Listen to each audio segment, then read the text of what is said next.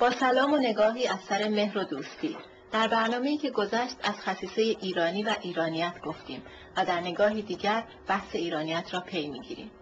ایرانیت ما کلمه بسیار مبهمی است. می شود گفت که بدون ایرانیت زندگی برای ایرانی واجد لطف و طعم نبوده است. ممکن است گفته شود هر ملتی که مقداری خصوصیت ملی دارد همینطور است.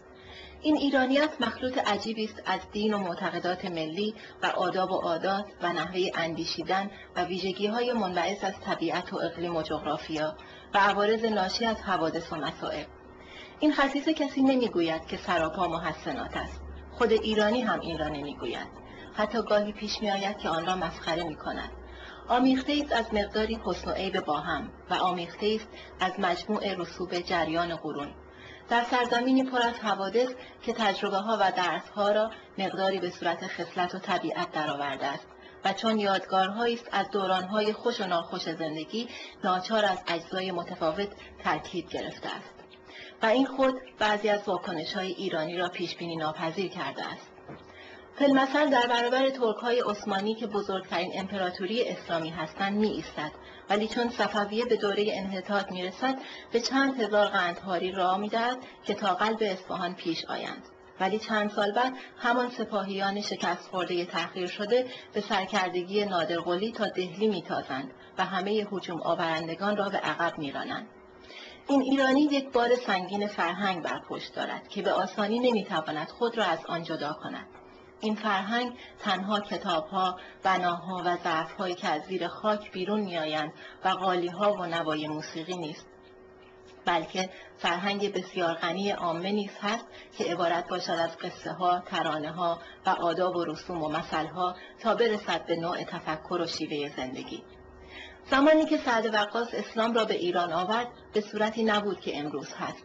در طی این 1000 و چند صد سال هزاران تن از بهترین استعدادها، از بهترین ایرانیان، کسانی چون محمد جریر طبری و سنایی، مولوی و شیخ بهایی و رضا عباسی و آنها که مساجد اصفهان را ساختند و کسانی که آن همه کتابها را به خط نقض نوشتند و تحذیب کردند و خلاصه فرزندان برگزیده ایران که همگی مسلمان بودند و در عین حال به ایرانی بودند و زبان و فرهنگ خود می‌نازیدند، این بنای بزرگ تمدن ایران امروزی را گذاردند که در دنیا به آن تمدن شاخص باشد و همه او را به این تاریخ و این کتاب‌ها و این هنرها و دستاوردها بشناسند. و اگر این تمدن‌ها و فرهنگ نبود، ایران هم میشد کشوری مانند کویت، منتها قدری پهناورتر و آبادتر.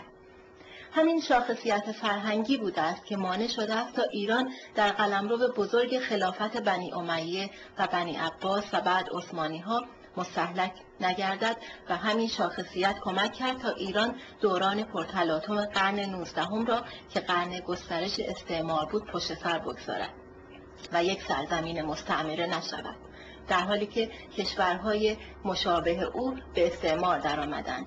ایران یک استقلال ظاهری نگه داشت، هرچند به حکم ضعف شرقی خود از استثمار در امان نماند.